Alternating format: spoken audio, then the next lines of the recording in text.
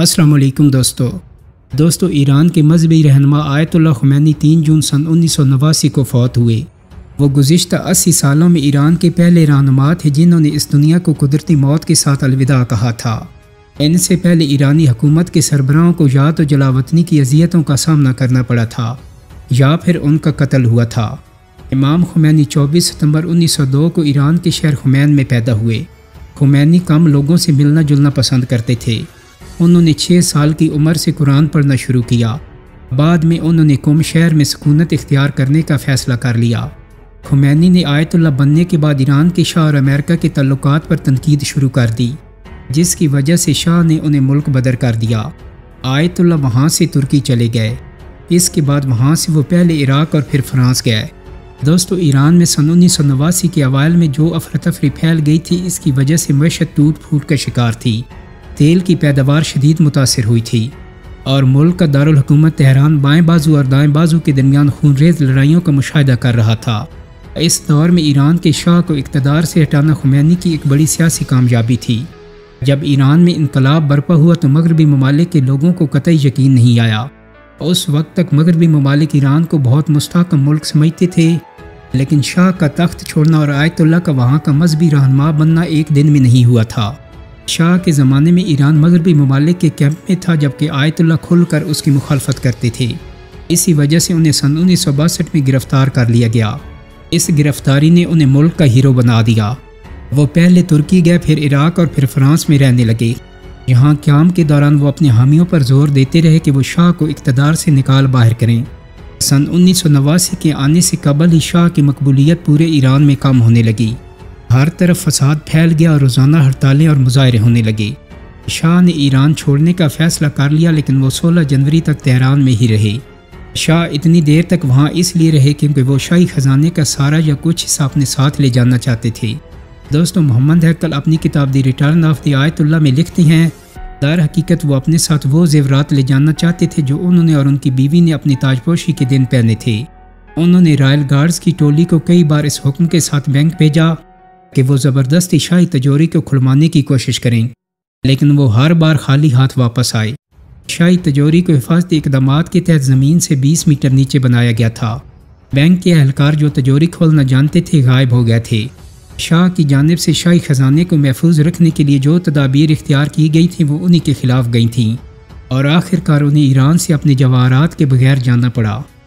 ان جواہرات کا اس وقت 500 ارب ڈالر میں بیمہ کرایا گیا تھا، اور یہ خزانہ آج بھی ایران کے بینک میں محفوظ ہے۔ شاہ نے ایران سے اپنی روانگی کو اس طرح پیش کیا کہ وہ مصر کے سرکاری دورے پر جا رہے ہیں۔ دراصل وہ پہلے اردن جانا چاہتے تھے، لیکن اردن کے بعد شاہ نے شائستگی سے ان کی درخواست مسترد کر دی۔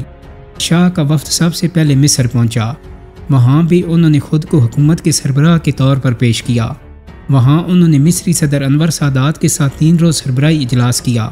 وہاں انہوں نے سابق امریکی صدر جیرارڈ فورڈ سے بھی ملاقات کی۔ مصر میں 5 دن گزارنے کے بعد شاہ 22 جنوری کو مراکش کے دارالحکومت کے لیے روانہ ہو گئے۔ ان کا منصوبہ یہ تھا کہ وہ 5 دن وہاں گزاریں گے اور پھر امریکہ چلے جائیں گے، لیکن وہاں انہیں اپنے داماد اور امریکہ میں ایران کے سفیر کا پیغام ملا کہ امریکہ نے اپنا ارادہ بدل لیا ہے اور اب وہ ان کی میزبانی کے حق میں نہیں ہے۔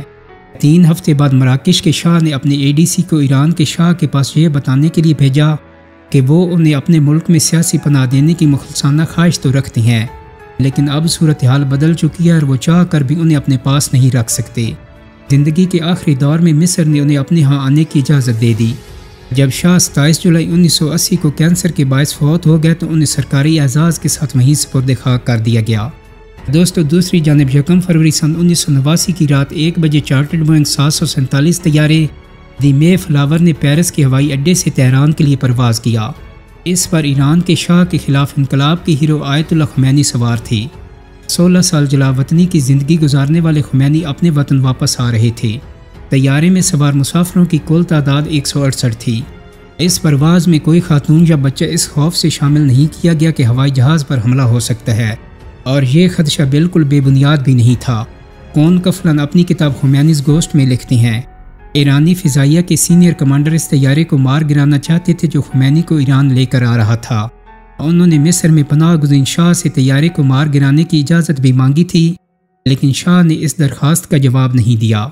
معروف مصری صحافی محمد ہیکل نے اپنی کتاب دی ریٹرن آف آیت اللہ میں لکھا ہے کہ جہاز میں سوار ہوتے ہی خمینی جہاز کے اوپری حصے میں گئے۔ انہوں نے پہلے وضو کیا، نماز پڑھی اور کچھ دہی کھائی۔ اس کے بعد انہوں نے طیارے کے فرش پر گدا بچھوایا اور ایئر فرانس کے 2 کمبل اوڑھ کر سونے چلے گئے۔ 2.5 گھنٹے سونے کے بعد وہ اٹھے، انہوں نے وضو کیا اور پھر نماز پڑھی اور آملیٹ کا ناشتہ کیا۔ طیارے کے پچھلے حصے میں ان کے آدمی اور تقریباً 100 صحافیوں کا ایک گروپ بیٹھا تھا۔ جیسے ہی طیارہ ایرانی فضائی حدود میں داخل ہوا، ABC نیوز کے نمائندے نے خمینی سے پوچھا، ایران واپس آتے ہوئے آپ کیسا محسوس کر رہے ہیں؟ آیت اللہ کا جواب تھا، ہیچی یعنی کچھ بھی نہیں۔ ان کے فارسی ترجمان صادق نے حیرت سے پوچھا، ہیچی؟ خمینی نے پھر اصرار کیا، ہیچ احساس نہ دارم، جس کا مطلب ہے کہ مجھے کچھ محسوس نہیں ہو رہا۔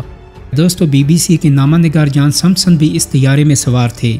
بعد ازاں انہوں نے اپنی سوانح عمری news from no man's land میں لکھا، خمینی کے ساتھ تہران جانا ایک خوفناک تجربہ تھا۔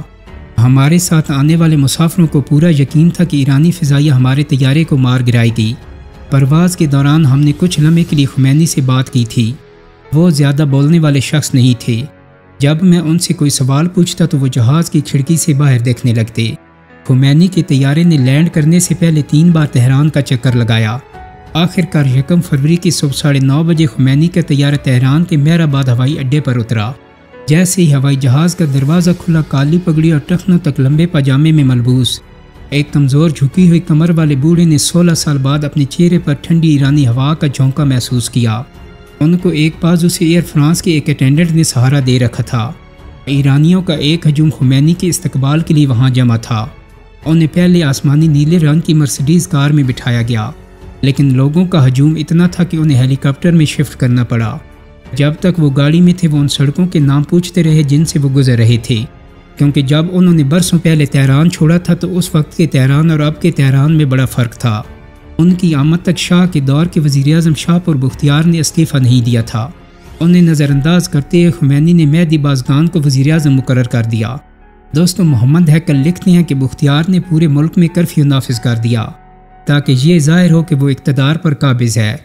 خمینی نے جب یہ سنا تو ایک کاغذ نکالا اور اس پر فارسی میں لکھا، کرفیو کی پیروی نہ کریں۔ اس کاغذ کے ٹکڑے کو ہر ٹیلی ویژن چینل پر دکھایا گیا۔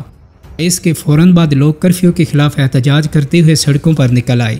جنرل غرابگی نے 9 منتخب وزیر اعظم بزرگان کو بلایا اور کہا، اپنا نمائندہ بھیجیں تاکہ میں فوج کا کنٹرول ان کے حوالے کر سکوں۔ 11 فروری کو جنرل غرابگی نے اچانک اعلان کیا کہ اب سے فوج سیاسی طور پر غیر جانبدار رہے گی۔ انہوں نے تمام فوجی یونٹوں کو بیرکوں میں واپس جانے کا حکم دے دیا۔ اس دن سے ہی سڑکوں پر انقلابیوں کا قبضہ ہو گیا۔ بختیار نے اپنا عہدہ چھوڑنے کا اعلان کر دیا اور روپوش ہو گئے۔ اس دن کے بعد سے پرانی حکومت سے وابستہ فوجی افسران کو گرفتار کر لیا گیا۔ ڈیسمنڈ ہارنی اپنی کتاب دی پریسیڈنٹ دی کنگ میں لکھتی ہیں، 12 فروری کی رات پہلے جنرل نصیری شاہ کے خاص الخاص اور ان کی بدنام زمانہ خفیہ ایجنسی سواق کے سربراہ نصیری کو مارا پیٹا گیا، اور پھر انہیں جنرل ربی ناجی اور خلرواد کے ساتھ 15 فروری کی رات ایک سکول کی چھت پر گولی مار دی گئی۔ ایک ہفتہ قبل ہی خمینی نے اس سکول کو اپنا ہیڈ کوارٹر بنایا تھا۔ خمینی نے صادق الخلیلی کو مقدمے کی سماعت کے لیے مقرر کیا۔ اس نے خلیلی کو ہدایت کی کہ ان لوگوں کی باتوں کو سنیں اور اس کے بعد ان سب کو جہنم واصل کریں۔ دوستو، کون کفلن لکھتے ہیں کہ ان جرنیلوں کو آنکھوں پر پٹی باندھ کر سکول کی چھت پر لے جایا گیا، جہاں انہیں ایک ایک کر کے گولی مار دی گئی۔ جب خمینی کو ان کی موت کی خبر ملی تو وہ لاشوں کو دیکھنے کے لیے تنگ سیڑھیوں سے چڑھ کر چھت پر گئے اور 1 منٹ تک وہاں رکے رہے۔ اس کے بعد ان لاشوں کی فلم بنا کر ایرانی ٹیلی ویژن پر دکھایا گیا۔ اس سے یہ پیغام دینا تھا کہ آیت اللہ خمینی کی اسلامی انصاف کی روایت اب ایران کی سرزمین پر اپنی جڑیں جمانے جا رہی ہے۔ سن 1989 میں خمینی نے سلمان رشدی اور اس کتاب کی اشاعت سے وابستہ افراد کے خلاف موت کا فتویٰ جاری کیا۔ انہوں نے دنیا بھر کے مسلمانوں سے اپیل کی کہ وہ رشدی کو دیکھتے ہی قتل کر دیں۔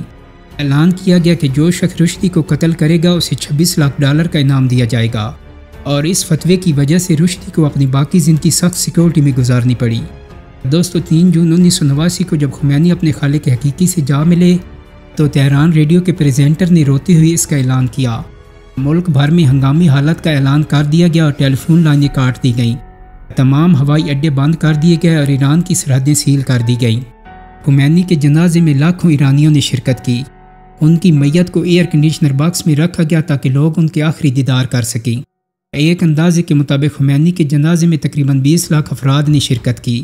بالآخر ان کی میت کو ہجوم سے بچانے کے لیے ہیلی کاپٹر میں منتقل کرنا پڑا، لیکن جیسے ہی ہیلی کاپٹر اترا، ہجوم نے آگے بڑھ کر خمینی کی لاش کو قبضے میں لے لیا۔